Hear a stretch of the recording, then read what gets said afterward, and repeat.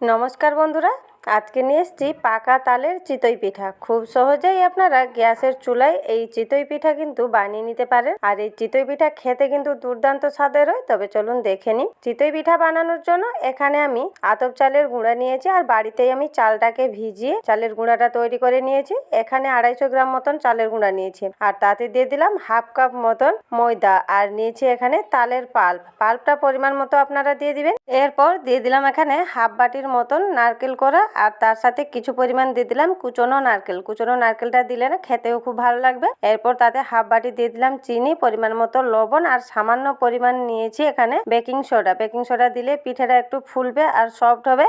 আর নিয়েছি এখানে 1 কাপ উষম গরম জলটা দেওয়ার সময় হালকা কিন্তু একটু গরম করে নিতে হবে। জলটা দিয়ে আমি ব্যাটারটা রেডি করে নিচ্ছি, আর ব্যাটারটা দেখুন ঠিক এইভাবে কিন্তু ঘন রাখতে হবে। ব্যাটারটা এখানে আমার রেডি হয়ে গেছে। এরপর পিঠা বানানোর জন্য আমি কড়াইতে অল্প একটু আগে তেল ব্রাশ করে নিলাম। এরপর পরিমাণ মতো ব্যাটার দিয়ে এইরকম একটা সরা আমি ঢাকা দিয়ে দিলাম, আর ঢাকা দিয়ে মিনিমাম 3 থেকে 4 মিনিট মতন রেখে দিতে হবে। 4 মিনিট পর দেখুন এখানে পিঠেটা ফুলে পুরো ডবল হয়ে গেছে, আর পিঠেটা দেখুন দেখতেও খুব সুন্দর লাগছে। এইভাবে বানালে একটাও পিঠা না ফুলে থাকতে পারবে না। এই দেখুন পিঠেটা আমি কাছ থেকে দেখাচ্ছি কত সুন্দরভাবে ফুলেছে। এখানে একটা পিঠা বানিয়ে নিয়েছি, আর একইভাবে আবারও একটা বানিয়ে নিব। পরিমাণ মতো ব্যাটার আমি কড়াইতে দিয়ে সরাটা ঢাকা দিয়ে দিলাম, আর 3 থেকে 4 মিনিট মতন কিন্তু সময় দিতে হবে পিঠাটা হতে। আর দেখুন এখানে আবারও একটা পিঠে আমি বানিয়ে নিয়েছি। খুব সহজেই কিন্তু গ্যাসের চুলায় কোনো কিছু ঝামেলা ছাড়াই পিঠেগুলো বানিয়ে নিতে পারেন।